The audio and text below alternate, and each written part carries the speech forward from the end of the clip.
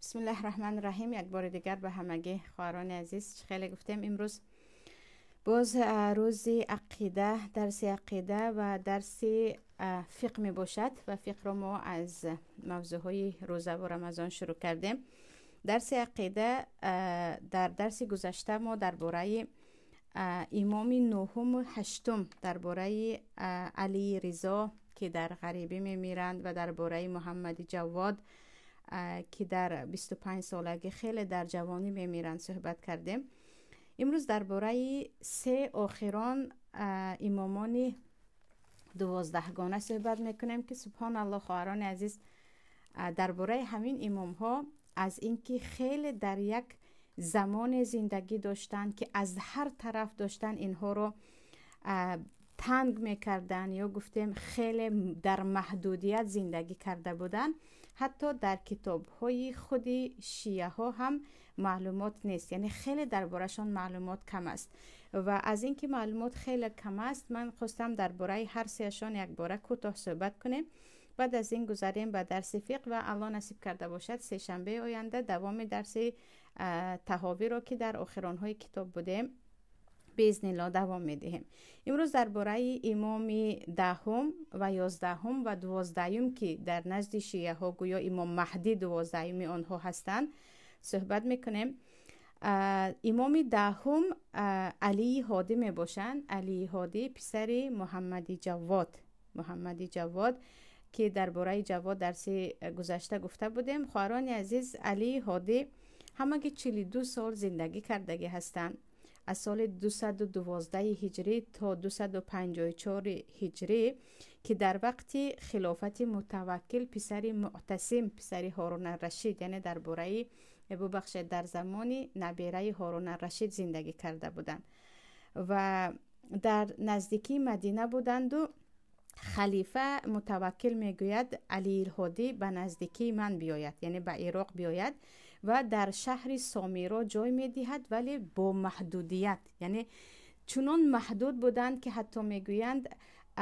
همان گونه‌ای که میخواستند در اطراف مردم گشتن نمیتوانستند، همان گونه‌ای که مردم میخواست به نزدشان رفتن نمیتوانست و خلیفه آن زمان اگرچه اهل بیت گویان احترام کند هم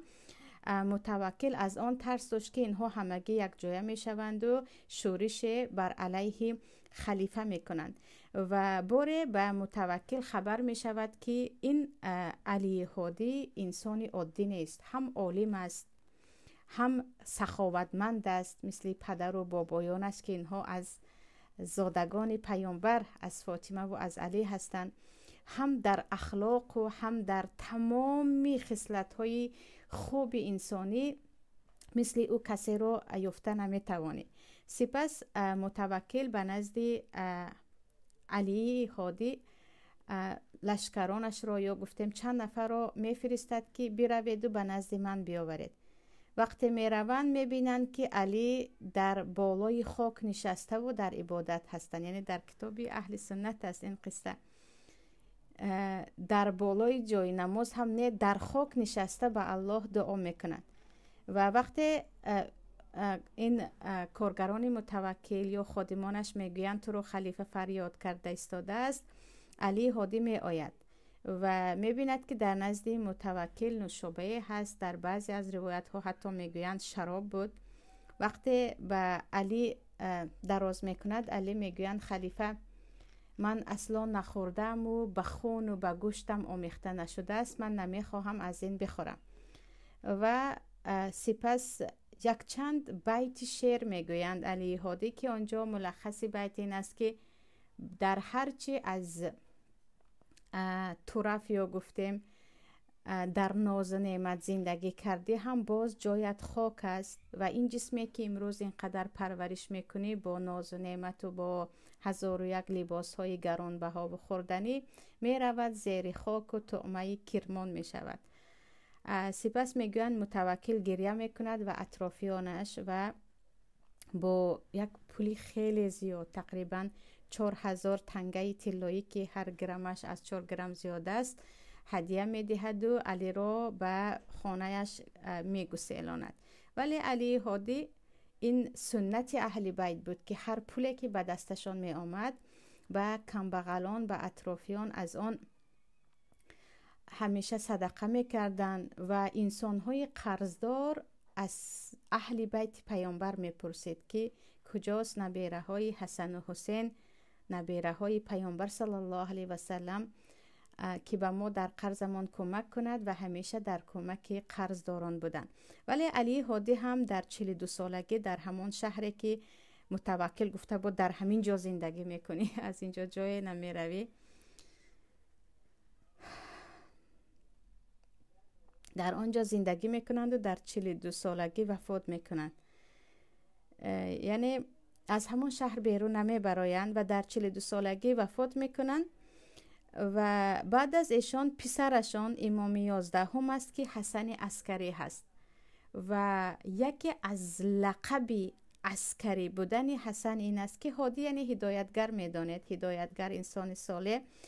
عسکری لقبشان از آن عسکری هست که در اطرافشان همیشه عسکرهای خلیفه بود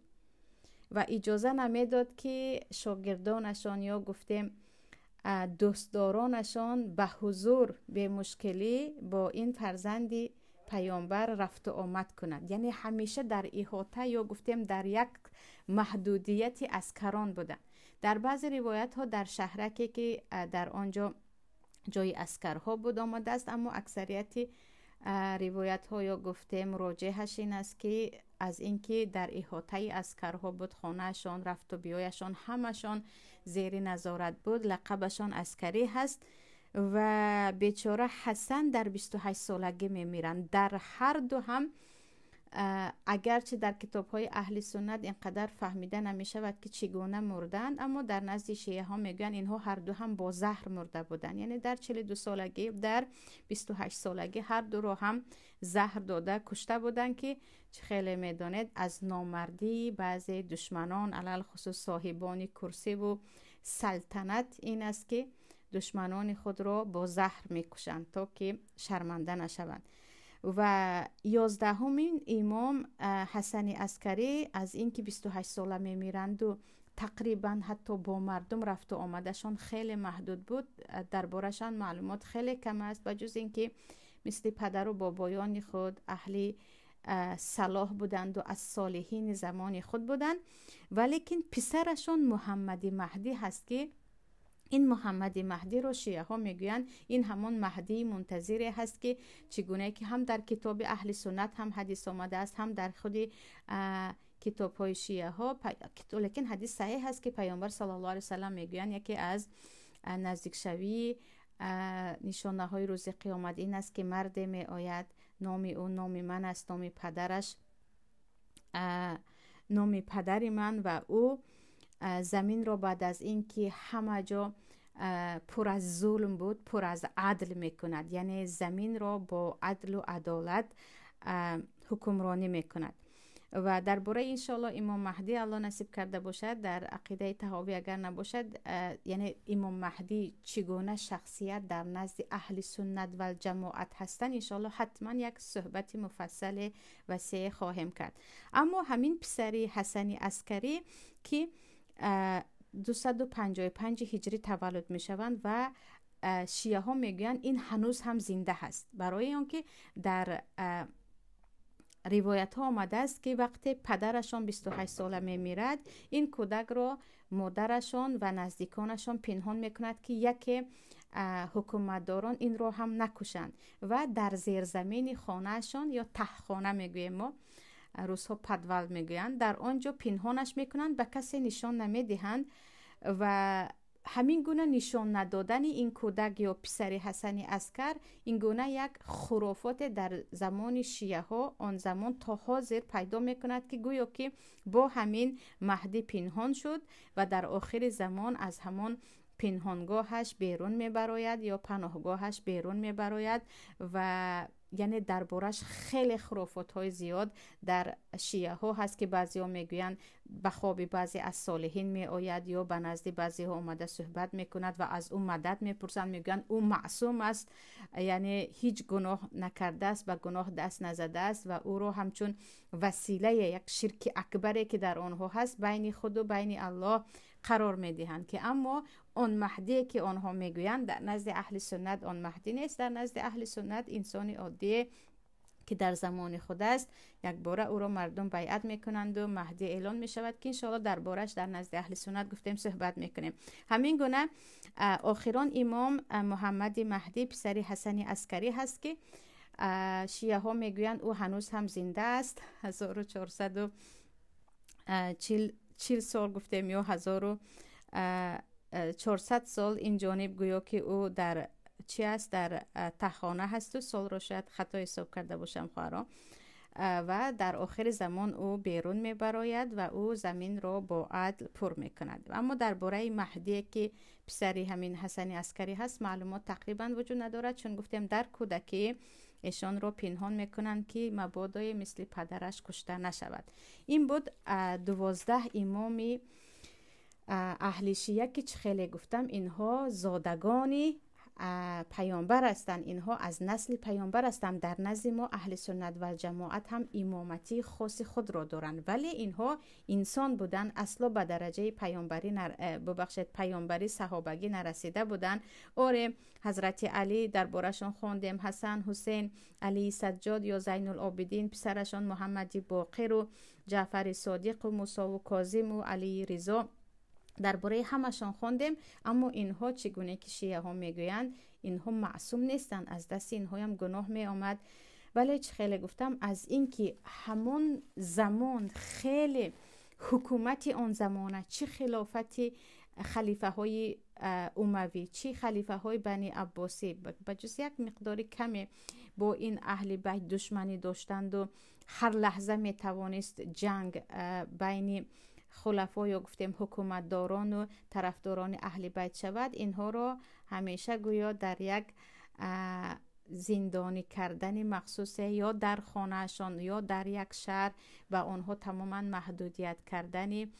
راه های دعوت و با اطرافیان رابطه کردن در آن زمان